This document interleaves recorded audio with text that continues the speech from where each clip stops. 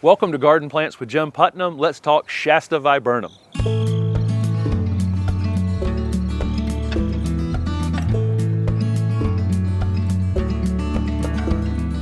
This is Viburnum plicatum Shasta, a really beautiful texture-rich foliage plant that grows in this layered habit. It's deciduous, it loses its leaves during the winter time, but even in the winter time it has kind of a weeping, very flat habit. You'll see it grows in kind of layers as it comes up, and then it presents the flowers right on top of those individual layers. We've limbed this one up recently. It will grow all the way down to the ground in that layered effect, but we limb this one up into a small tree here in our garden in Raleigh, North Carolina. This is a very fast growing shrub. Sometimes you'll see them listed for maybe 6 to 8 feet or 6 to 10 feet. I've seen them taller than 15 feet. So this thing can get quite large. It's going to try to get wider than tall because of its layered growth habit. So let's say 10 to 15 feet tall and equally as wide or slightly wider if you wanted it to be that big. Again, you can keep it smaller than that. We'll talk about that later. This is the double file viburnum, and you'll see Viburnum plicatum. You'll see the Japanese snowball version has a round flower that's sterile. It's non-fertile. This one has a fertile flower on it. But it's in a flat group rather than a round than a round ball. I think these end up flowering slightly longer, in the landscape than the Japanese snowball viburnum.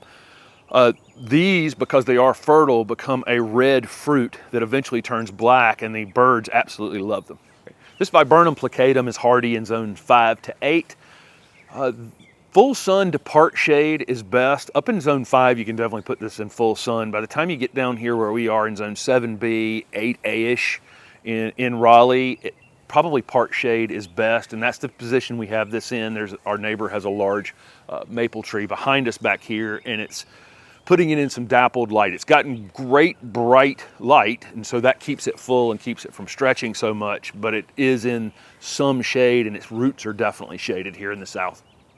So where are we going to use a shrub that's very fast growing and gets this kind of size on it? I don't think it's going to be a great foundation plant. Normally I would say something that grows like this would be a good corner foundation piece. It just gets so wide that if you had anything planted near it, it would get in the way of it pretty quickly. This is going to be great in just kind of a mixed screen border.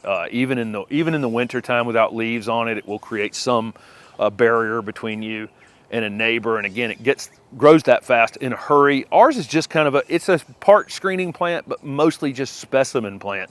And now we've limbed it up into a tree form, which would be easy to do in the future. You can just lift up, prune off the lower branches on it to create a tree like this. And in this form, it's a great dogwood replacement. So it's gonna have the beautiful white flowers about the same time the dogwoods are blooming. It's gonna have that layered look to it. It has an incredibly interesting foliage that looks, really, really great. So a great specimen plant, and again, a great replacement for a dogwood, honestly.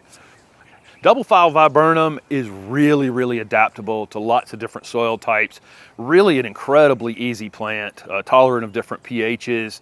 It would like moist, well-drained conditions. That's the thing you say for most ornamental plants. They like the water when they need the water. They don't want to be flooding, and they don't want to be dry.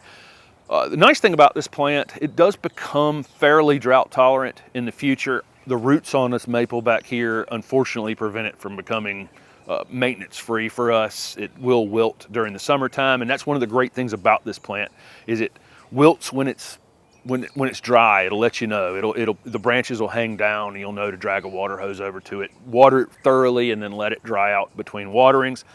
If the foliage stays in good shape throughout the summer, it actually has great fall color. It has kind of a maroonish fall color. Sometimes down here in the south, the plants that are supposed to have good fall color, Japanese maples is an example of that, can sometimes just be a little tattered and worn out from the heat by the end of the summer, and they don't have great fall color. But again, if it stays in good shape, and certainly those of you in more northern areas, it does show off in the fall as well as during the growing season. You can prune these after they flower, but I will tell you that if you prune them severely, this is a plant that kind of has to almost reset 2 years before it blooms heavily again. It'll have some flowers that next year, but it will not bloom as heavily after a severe pruning.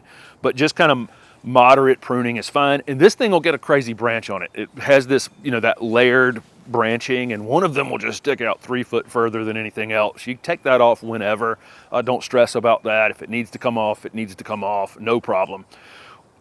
We will fertilize our entire landscape with an organic fertilizer in the late winter. That's all this thing gets. It'll get watered when it needs water. We're keeping the weeds away from it. Again, we've limbed it up into a small tree here, and there's really almost no maintenance to do here. A couple waterings during the summer, and that's going to be it for this well-established double file viburnum. So it's also very deer and rabbit resistant as well. So thank you guys very much for watching. This is double file viburnum.